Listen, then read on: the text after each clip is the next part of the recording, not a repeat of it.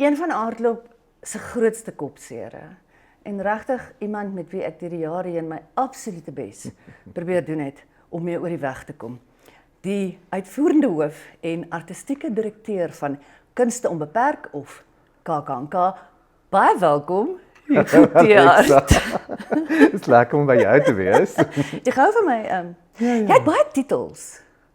O ja, dis nie ek wat daai titels gegee het nie, dis fyn. Ek dra swaar daaraan, glo my. Kom dit met ekstra verantwoordelikheid. Ja, baie meer as jou, né? Okay. Ons het al op verskeie platforms het ons al gepraat oor die noodsaak en ek wil nie nou in diepte 'n gesprek hê nie, maar dit is tog belangrik, dink ek, dat die samewerking tussen ons as feeste beklemtoon moet word, ja? Absoluut. Ek bedoel, ek dink ons werk ons moet saamwerk. Ons het nie 'n keuse nie.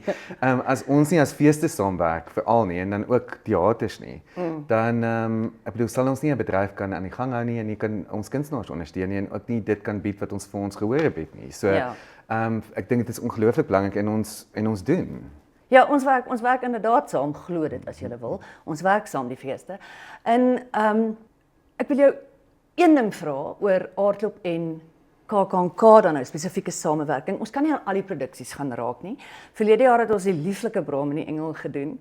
Hierdie jaar kom ons begin by wel dis hele produksie, Connie de Villiers en Dion Meyer se musiekblyspel Roem. Hoekom dink jy is daardie produksie so ongelooflik gewild by gehore? Ek dink wel Connie de Villiers, Dion Meyer. Ek bedoel dit is die rede hoekom.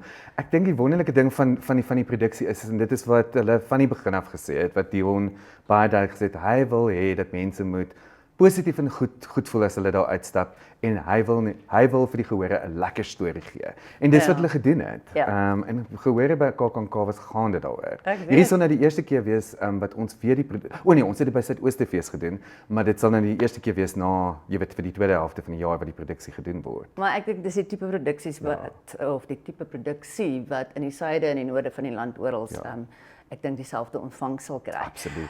Kom ons gaan na 'n heeltemal 'n ander kunstenaar toe, Martinus Passon. Hy is hierdie jaar onder sy regie in elk geval, is daar in die eerste plek die stoele en daar is Veelhoek. Kom ons praat net eers oor die stoele.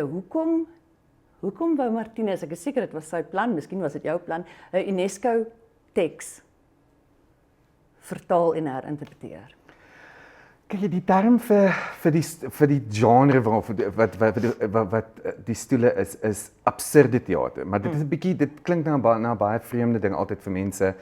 En ek vind baie aanklank daarbey. So die stoele was eintlik iets wat ek baie graag, omdat ek nog nooit die stoele as 'n volwaardige produksie gesien het nie. En dit was iets wat aanklank by my gevind het. So dit is waar dit begin het 'n hele paar jaar gelede en ons het 'n poging aangewend om dit op daai stadium te doen.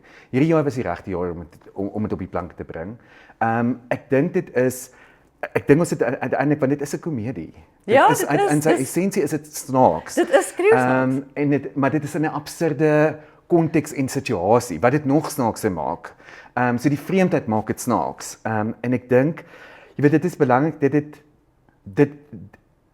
ek dink ons wil altyd iets doen wat relevant is. Ons wil produksies doen wat relevant is en wat iets het om tog by te dra tot die zeitgeist waar ons is. En die stoele het dit, ek bedoel, ons sit met 'n wêreld wat besig is om te, jy weet, in oorlog is en 'n wêreld wat in konflik is. En ek dink wat die stoele doen is, dit vat die absurditeit waarin ons is. En ek kan nou verskeie politieke leiers noem wat ek nie gaan noem nie, van hoe absurd dit in die wêreld gaan. Maar jy weet, in daai absurditeit vat hulle van, jy weet, wat is die sin van hierdie lewe? En lag daaroor. Ja. En die hele stuk is deur UNESCO jare gelede eintlik tong in die kies geskryf. Juist om te sê, moenie, don't sweat the small stuff. Ja. Jy weet, moenie dink dat alles is so belangrik nie, want dit is 'n bietjie waaroor dit gaan. Ja. Kos vlugtig net oor Veelhoek, onder regie weer eens van Martinus, maar wat dit baie uniek maak is omdat Jana Silje die teks self geskryf het. Ja, hoe wonderlik. Dis die heel eerste keer dat Jana haar hande aan 'n teks sit. En wat 'n wonderlike teks. Ek sien Veelhoek as sy speel natuurlik ook self daarin en saam met Ludwig Binge. En wat sy reg gekry het is dis vir my 'n vorm van meditasie. Enige iemand, dit is 'n swaar stuk, Dis maar die woord ja, wat ek heeltyd nee. soek. 'n Dit is vorm van mo- meditasie. Dit is 'n mooi woord daaroor, 'n meditasie oor die dood. En dit is nie dood klink so negatief en so swaar, maar dis juist wat Jana eintlik ondersoek in hierdie stuk is. Sy is deur verskillende tipe dis 'n baie persoonlike stuk vir haar en sy is deur verskillende ervarings van dood. En spesifiek hier tree sy in gesprek met haar neef wat oorlede is toe hy baie jonk is, 'n baie belowende skrywer op daai stadium en maar sy gebruik daai gesprek as 'n konteks vir jy weet wat dood is en wat die lewe is en om sin te maak van die lewe. So dis 'n beeldskone stuk en ek dink 'n intieme stuk. absoluut. Ja. Klein, fyn, daar's nie Tekstuur. skouspel of enigiets. Dit is regtig ek dink dit van Martinus se gestroopste werk wat ek al gesien het op die voorg. En so gedetailleerd en so fyn en ek dink enige iemand wat hulle self oopmaak daarvoor om hierdie te ervaar. Dis moeilik om te verduidelik wat jy gaan ervaar want elke persoon wat ek mee gepraat het iets anders daaruit gekry. En Jana wil dit ook nie. Ek dink Jana en Martinus is baie sterk daaroor dat dit nie voorskrifklik is wat mense moet voel. Maar natuurlik nie, dit is in want dit enige is in enige teater. so vir my is dit 'n meditasie. Dis wat ek gevoel het toe ek dit uiteindelik gesien het. En dat jy eintlik positief daar uitgaan. En jy dink, ek bedoel dis 'n stuk wat maal Ja, dis nog die tipe teks wat 'n mens dis waarde vir geld want jy dink nog maande daarna daaraan. Hier gaan ons met afsluit. So nou moet jy Ja. net een woord kies. Wanneer slaap jy die minste? Is dit wanneer die kaartjies moet oopmaak by KAKNK? Is dit wanneer jy begrotings moet voorlê of is dit tydens KAKNK? Ek slaap nooit nie. Wat dink jy? Ek ekho daardie ervaring. Wat dink jy is ons as bedryf se grootste leemte? Skrywers, regisseurs, produksiebestuurders, verhoogbestuurders? Yes, Of albo genoemde? Nee. Moet ek net een woord sê? Ja. Of kan ek Nee, is nie 'n teses nie, dit is nie 'n 50 toets nie. goed. Dit is 'n komplekse vraag om met een woord. Ek gaan dit met 3 woorde antwoord of 3, 4, ek weet nie, ek kan dit nie tel nie. Ek dink daar's baie uitdagings en baie van daai wat jy nou gesê het is vir ons uitdagings. Maar as ek moet sê is dit langtermynbeplanning, is dit een woord? Ja. Langtermynbeplanning. Nee, Ja, dis 'n saamgestelde selfstandige Ja, naam. Dis langtermyn Ja. is ons grootste uitdaging as gevolg van befondsing. Ek hou van daardie woord. Ja. Ek hou van daai antwoord. Ja. Die res is ook probleme. OK. Laaste vraag want hoe sê hulle? All good things must at the end go. Alles moet verbygaan. Ja. Wanneer daai dag uiteindelik opdaag by jou lewe persoonlik en jy moet kunste onbeperk en die KAKNK groet.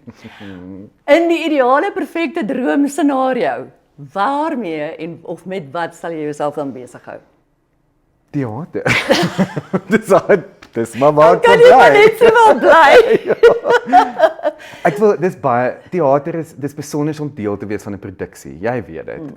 Daar's iets spesiaal om van begin tot einde in 'n repetisielokaal te sit op van waar jy besluit dit is wat gaan gebeur, die te besluit wie daarin gaan speel, wie gaan betrokke wees agter die skerms en wie jy weet in daai repetisielokaal te sit en dan by openingsaand te wees.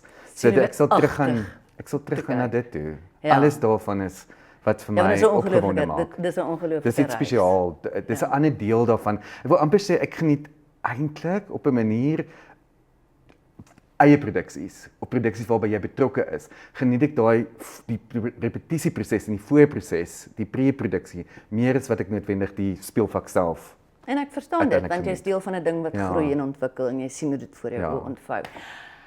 Dames en here, my geëerde en weliswaar gerespekteerde kollega, Hugo Theart, baie dankie dat KAKNK en Aardklop so lekker saamspeel. Dankie daarvoor, ons waardeer dit geweldig baie. Momentum Beleggings Aardklop, 24 tot 29 September, hou ons webwerf dop en koop jou kaartjies nou by Ticketpro.